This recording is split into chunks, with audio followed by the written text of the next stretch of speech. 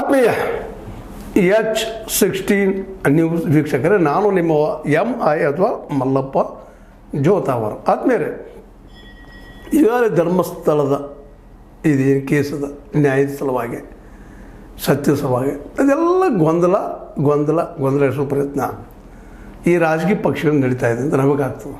ಯಾಕಪ್ಪ ಅಂತಂದ್ರೆ ಅಲ್ಲಿ ಅನ್ಯಾಯ ಆಗ್ಯದ, ಅತ್ಯಾಚಾರಗಳಾಗಿದ್ದಾವೆ, ಏನೆಲ್ಲ ಘಟನೆ ಆಗಿ ಹೋಗಿದ್ದಾವಲ್ಲ. ಅನೇಕ ಬಡವರ ಭೂಮಿಯನ್ನು ಕಬಳಿಸಿದ್ದು ಆಗ್ಯದ. ಅಲ್ಲೇ ಹೆಣಗಳು ಹುಗಿದಿದ್ದೇನು ಸುಳ್ಳಲ್ಲ, ರೇಪ ಅಥವಾ ಅತ್ಯಾಚಾರ ಆಗಿದ್ದೇನು ಸುಳ್ಳಲ್ಲ, ಸೌಜನ್ಯ ಆಳ ಮೇಲೆ ಆದಂಥ ದಾಳಿ ಸಣ್ಣದಲ್ಲ. ಪದ್ಮಳದ ಮೇಲೆ ಆಗಿರ್ಬೋದು, ವೇದವಲ್ಲಿ ಅವ್ರ ಮೇಲೆ ಆಗಿರ್ಬೋದು, ಇನ್ನುಳಿದ ಮಾವುತನ ಮೇಲೆ ಆಗಿರ್ಬೋದು, ಎಷ್ಟು ಜನರು ಹೆಂಗೆ ನಿರಂತರ ಅಲ್ಲಿ ಭಿಕ್ಷುಕರು ಮತ್ತು ಅವ್ರ ಪಾಪ ಅವ್ರಿಗೂ ಆಗ್ಯದಂತ ಮಾತು ಬರ್ತಾ ಇದ್ದಾವೆ. ಇರಲಿ, ಅಲ್ಲಿ ಹೋದ್ಮತ್ತೇನೋ ಸಾಯ್ತಾರೆ ಮಾಡ್ತಾರೆ, ದಿಕ್ಕಿಲ್ಲಂತ ಅನೇಕ ಜನ ಹೋಗ್ತಾರೆ. ಧರ್ಮಸ್ಥಳ ಧರ್ಮದ ಕ್ಷೇತ್ರ ನಮ್ಬಿಟ್ರೆ 2 ಎಳೆ ಗಂಜಿ ಆಗ್ತದೆ, ಅಲ್ಲಿ ಊಟ ಆಗ್ತದೆ. ನಮಗೆ ಅನೇಕ ಜನ ಅಲ್ಲಿ ಹೋಗ್ತಾರೆ. ಮತ್ತು ಅದು ಏನಪ್ಪ ಅಂದ್ರೆ ಧರ್ಮದ ಕ್ಷೇತ್ರದಾಗ ಸಹಜವಾಗಿ ಅಲ್ಲೇ ಭಿಕ್ಷುಕರು ಅನ್ನೋಕ್ಕಿಂತಲೂ ಬಡವರು ಹೋಗ್ತಾ ಇರ್ತಾರಲ್ಲ. ಯಾರೂ ಭಿಕ್ಷುಕರಾಗಬೇಕು ಮತ್ತೇನೋ ಆಗ್ಬೇಕು ಅಂತ ಯಾರೂ ಬಯಸೋದಿಲ್ಲ ಜಗದಲ್ಲಿ. ಯಾಕಪ್ಪ ಅಂತ ಪ್ರತಿಯೊಂದು ಹೆಣ್ಣನ್ನು ತಾವು ವೇಷ ಆಗ್ಬೇಕಂತ ಬಯಸೋದಿಲ್ಲ, ಪ್ರತಿಯೊಂದು ಗಂಡನು ತಾವು ಕಳ್ಳತನ ಮಾಡ್ಬೇಕಂತ ಬಯಸೋದಿಲ್ಲ. ವ್ಯವಸ್ಥೆ ಹಂಗೆ ಮಾಡ್ಲಿಕ್ಕತ್ತದ. ಹೀಗಾಗಿ ಅನೇಕ ಜನ ಬಂದು ಸತ್ತಿರ್ಬೋದಿಲ್ಲ ಅಂತಲ್ಲ, ಅವ್ರನ್ನ ಮಣ್ಣು ಮಾಡುವಂಥ ಕೆಲಸಕ್ಕೆ ಈ ನಮ್ಮ ಚಿನ್ನನ್ನು ಅಥವಾ ಮುಸುಕುದಾರನ್ನು ಹಚ್ಚಿದ್ದು, ಅವ್ರ ಜೊತೆಗೆ ಇನ್ನೂ ಅನೇಕರು ಇದ್ದಿದ್ದು, ಅಲ್ಲಿ ಸ್ವಚ್ಛ ಮಾಡೋದಿದ್ದು, ಇವೆಲ್ಲ ನಡೆಯುವಂಥ ಕೆಲಸಗಳು. ಆದರೆ ಅಲ್ಲೇ ಅನಗತ್ಯವಾಗಿ ಒಂದಿಷ್ಟು ಕೊಲೆಗಳಾಗಿದ್ದು, ಮಾಡಿದ್ದು, ಅವತ್ತನ್ನು ಹೋಗೋದಿದ್ದು, ಮಾಡಿದ್ದೆಲ್ಲ ಆಗಿದ್ದಂತೆ ಈಗಾಗಲೇ SIT ಮೂಲಕ ಕ್ಲಿಯರ್ ಆಗ್ಯದ. ಅನೇಕ ಇವತ್ತು ನಾವು ನೋಡ್ರಿ, ಈ ವಿಶೇಷ ಅಂದರೆ ಇಲ್ಲೇ ಯೂಟ್ಯೂಬರ್ಗಳನ್ನ ಟಾರ್ಗೆಟ್ ಮಾಡಲಿಕ್ಕಿದ್ದಾರೆ. ಯಾಕೆ ರೀ ಯೂಟ್ಯೂಬ್ಗಳನ್ನ ಟಾರ್ಗೆಟ್ ಮಾಡ್ತಾಯಿದ್ದೀರಿ? ಅವ್ರು ಏನು ಸುಳ್ಳಿತ್ತಪ್ಪ ಅಂತಂದ್ರೆ ತನಿಖೆ ಮಾಡಿಸ್ರಿ ಅವ್ರ ಮೇಲೆ. ಯಾರು ಹೇಳ್ತಾರೆ ಅವರು ಯೂಟ್ಯೂಬರಿನ ಹೊರತವ್ರಲ್ಲ. ಯೂಟ್ಯೂಬರ್ ಏನಪ್ಪ ದೊಡ್ಡ ಮೀಡಿಯಾಗಿಂತಲೂ ಏನು ಕಡಿಮೆ ಅವರು ಅಲ್ಲ. ವಿಶೇಷವಾಗಿ ಯೂಟ್ಯೂಬರ್ಗಳನ್ನ ಟಾರ್ಗೆಟ್ ಮಾಡಿಕೊಂಡು ವಿಶೇಷವಾಗಿ ಏನಪ್ಪ ಅಂತಂದ್ರೆ ಅವರು ಏನು ಮೇನ್ ಮೀಡಿಯಾದಾಗಿಂತ ಸುಳ್ಳು ಹೇಳ್ತಾ ಇರ್ತಾರೆ. ಮೇನ್ ಮೀಡಿಯಾದವ್ರು ಅಷ್ಟೇ ಸತ್ಯ ಹೇಳ್ತಾರೆ ಇಲ್ಲ. ಯಾಕಂದರೆ ಇದು ಭಾಳ ಮಹತ್ವದ ಪ್ರಶ್ನೆ ಇದೆ. ಇವತ್ತು ನೋಡ್ತಾ ಇದ್ದೀವಿ, ಇವತ್ತು ಅನಾಲಿಸಿಸ್ ಹೆಂಗೆ ಬಂದು ಯೂಟ್ಯೂಬರ್ಗಳೆಲ್ಲ ಸುಳ್ಳು ಹೇಳ್ತಾ ಇದ್ದಾರೆ, ಮೇನ್ ಮೀಡಿಯಾಗಳೆಲ್ಲ ಸತ್ಯ ಹೇಳ್ತಾರೆ. ಸತ್ಯವನ್ನು ಸಾಹಿತ್ಯ ಮೊಮ್ಮಕ್ಕಳಪ್ಪ ಅವರೆಲ್ಲರೂ ಒಳ್ಳೆಯವರು ಅನ್ನುವಂಥ ಮತ್ತು ಬಿಂಬಿಸ್ತಾ ಇದ್ದಾರೆ. ಇದು ನಮ್ಮ BJP ಲೀಡರ್ಗಳು ಮಾಡ್ತಿರುವಂಥ ಒಂದು ಕೆಲಸ. ಅದ್ರ ಜೊತೆ JDS ಅವರು ಮಾಡ್ತಾ ಇದ್ದಾರೆ. ಇಲ್ಲಿ ಯಾರೂ ಅನ್ಯಾಯಕ್ಕೆ ಆಸ್ಪದ ಕೊಡುವಂಥದ್ದು, ನ್ಯಾಯದ ವಿರೋಧವಾಗಿ ಮಾಡುವಂಥದ್ದು ಯಾರೂ ಮಾಡ್ತಾ ಇಲ್ಲ. ತಮಗೆ ಸಿಕ್ಕಂಥ ದಾಖಲೆಗಳ ಮೇಲೆ, ತಮಗೆ ಸಿಕ್ಕಂಥ ವಿಶೇಷವಾಗಿ ವಿಷಯಗಳ ಮೇಲೆ ಇವರು ತಮಗೆ ಅನಿಸಿದ್ದನ್ನು ಹೇಳ್ತಾ ಇದ್ದಾರೆ. ಅದರ ಅರ್ಥ ಅವ್ರು ಸ್ವಾತಂತ್ರ್ಯದ ಉಲ್ಲಂಘನೆ ಆಗಿದ್ದರೆ ಅಥವಾ ಇನ್ನೊಬ್ರಿಗೆ ಹರ್ಟ್ ಆಗಿದ್ದರೆ ಕೇಸ್ ಹಾಕಲು ಅವ್ರ ಮೇಲೆ ಇಲ್ಲಂತಲ್ಲ. ಅದರಲ್ಲೂ ಈಗ SIT ಅದ, SITಗೆ ಹಕ್ಕು ಅದ. ಯಾಕಂದ್ರೆ ನಮಗೆ ಪತ್ರಿಕಾ ಸ್ವಾತಂತ್ರ್ಯ ಇದ್ದಂಗೆ ನಮ್ಮ ಕರ್ತವ್ಯಗಳು ಇರ್ತಾವೆ. ಅವೆಲ್ಲ ರೆಸ್ಪಾನ್ಸಿಬಿಲಿಟಿ ಆ ಯೂಟ್ಯೂಬರ್ಗಳು ಅದ.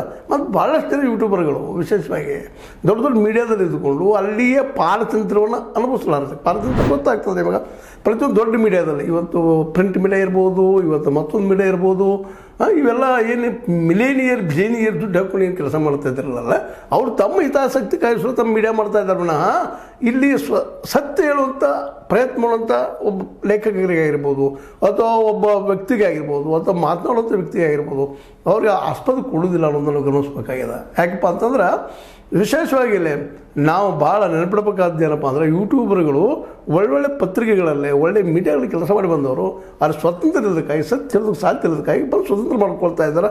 ಆದರೆ ನಿರಂತರವಾಗಿ ಅನ್ಯಾಯ ಆಗ್ತಾಯಿದೆ. ಧರ್ಮಸ್ಥಳದಲ್ಲಿ ಆಗಿದ್ದೇನೆ ಸುಳ್ಳಲ್ಲ. ಅವು ಇಲ್ಲಿವರೆಗೆ ಯಾರೂ ರಿಜೆಕ್ಟ್ ಮಾಡಿಲ್ಲ ಅವುಗಳನ್ನು. ಈಗಾಗಲೇ ಅವು ತನಿಖೆ ಆಗಿದ್ದದ.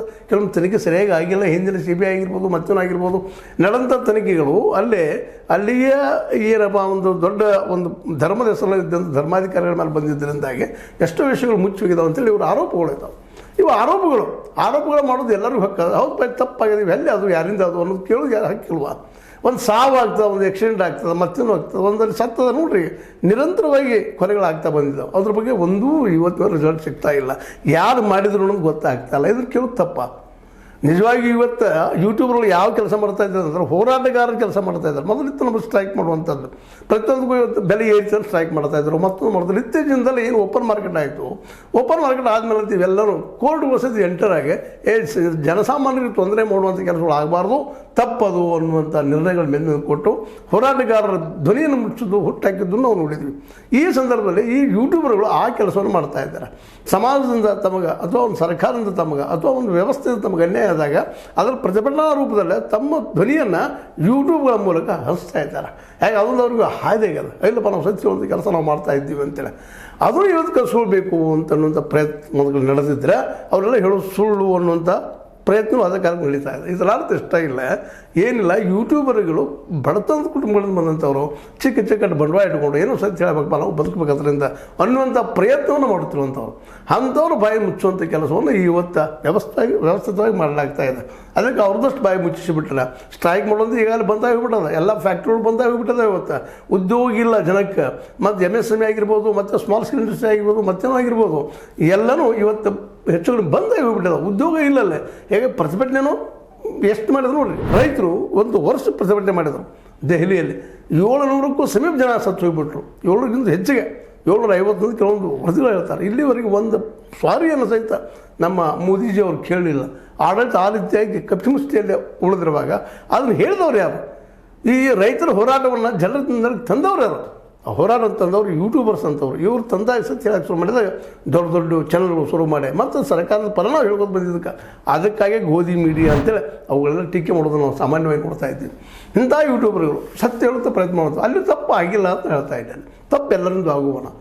ಇಲ್ಲೇ ನಾವು ಹೇಳುವಂಥ ಸೂಕ್ಷ್ಮ ಅರ್ಥ ಮಾಡ್ಕೋಬೇಕಾಗಿದೆ. ಇವತ್ತಿನ ಮೀಡಿಯಾನಗಿಂತ ನಮ್ಮ ಜನ, ಈ ರಾಜಕೀಯ ಜನ ಇವತ್ತು ನಿಮಗೆ ಬೇಕಾದಂಗೆ ಧರ್ಮಸ್ಥಳದ ವ್ಯಾಖ್ಯಾನವನ್ನು ನೀವು ಮಾಡ್ಕೊಳ್ತಾ ಇದ್ದಾರೆ. ಆದರೆ ಅಲ್ಲಿ ಅನ್ಯಾಯ ಆಗಿದ್ದರ ಬಗ್ಗೆ ಸತ್ಯಗಳ ಕೆಲಸವನ್ನು ನಮ್ಮ ಯೂಟ್ಯೂಬರ್ಗಳು ಮಾಡ್ತಾ ಇದ್ದಾರೆ. ಯೂಟ್ಯೂಬ್ಗಳು ನಿಜವಾಗಿ ಹೋರಾಟಗಾರರು, ಬಡತನ ಬಂದಂಥವ್ರು, ಮಧ್ಯಮ ವರ್ಗದವರು, ಕೆಳ ಮಧ್ಯಮ ವರ್ಗದವರು, ಕ್ಲಾಸಿಕ್ಕಿದ್ದ ದುಡ್ಡಿದ್ದಂಥ ವ್ಯಕ್ತಿ ಅವರು.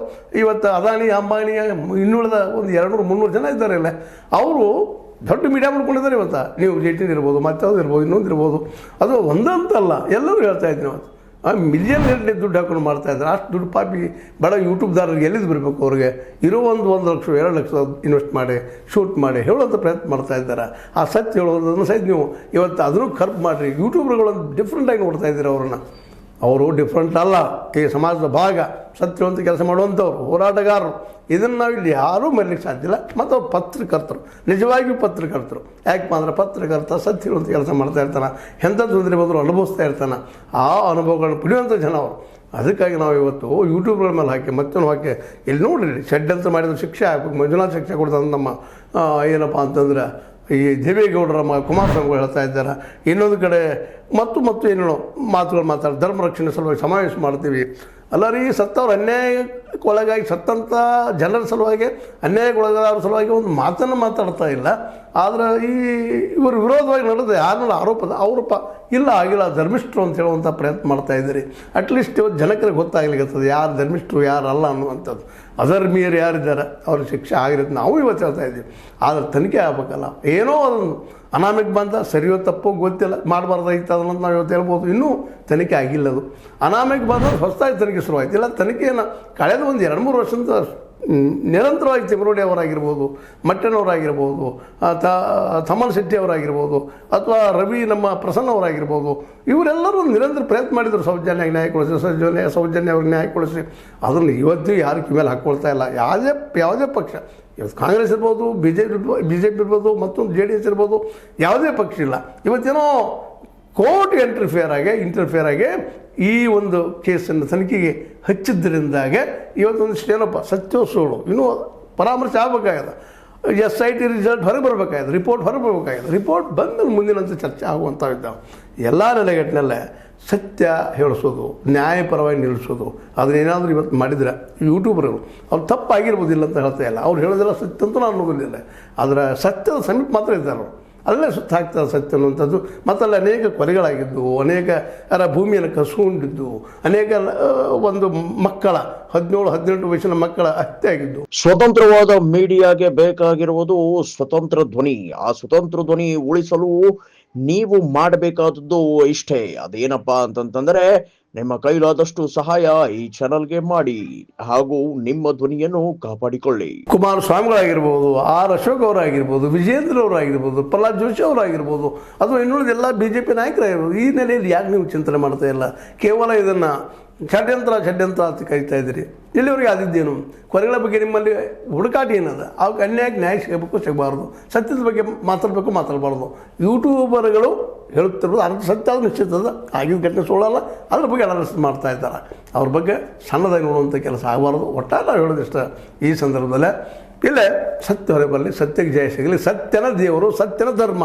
ಸತ್ಯ ಇಲ್ಲದಲ್ಲೇ ಯಾವ ಧರ್ಮವಿಲ್ಲ, ದೇವರಿಲ್ಲ, ಯಾವುದೂ ಇಲ್ಲ. ಸತ್ಯವೇ ದೇವರು. ಗಾಂಧೀಜಿಯವರು ಹೇಳಿದ್ದನ್ನು ನಾವು ನೆನಪಿಸ್ಕೊಳ್ತಾ ಆ ದಿಶೆಯಲ್ಲಿ ತನಿಖೆ ಆಗಲಿ, SIT ರಿಪೋರ್ಟ್ ಬರಲಿ, ಆನಂತರ ಮುಂದಿನ ಮಾತುಗಳು ಮತ್ತೊಮ್ಮೆ ಹೇಳ್ತಾ ಅದನ್ನು ಆದಷ್ಟು ದಿಶಾಬಲ್ ಮಾಡೋದು ಬೇಕಾಗಿಲ್ಲ, ದಾರಿ ತಪ್ಪಿಸೋದು ಬೇಕಾಗಿಲ್ಲ. ಮತ್ತೊಮ್ಮೆ ರಿಕ್ವೆಸ್ಟ್ ಮಾಡ್ತಾ ನನಗನಿಸಿದ ಕೆಲವು ಮಾತುಗಳು ಮಾತಾಡಿದ್ದೀನಿ. ನಿಮಗೆ ಲೈಕ್ ಮಾಡಿ, ಶೇರ್ ಮಾಡಿ, ಕಾಮೆಂಟ್ ಮಾಡಿ, ಜೊತೆ ಸಬ್ಸ್ಕ್ರೈಬ್ ಮಾಡಿ. S16 ನ್ಯೂಸ್ ಅರ್ಥ ಥರ ಇದು ಸತ್ಯದ ಕೈಗೊಂಡು ವಂದನೆಗಳು.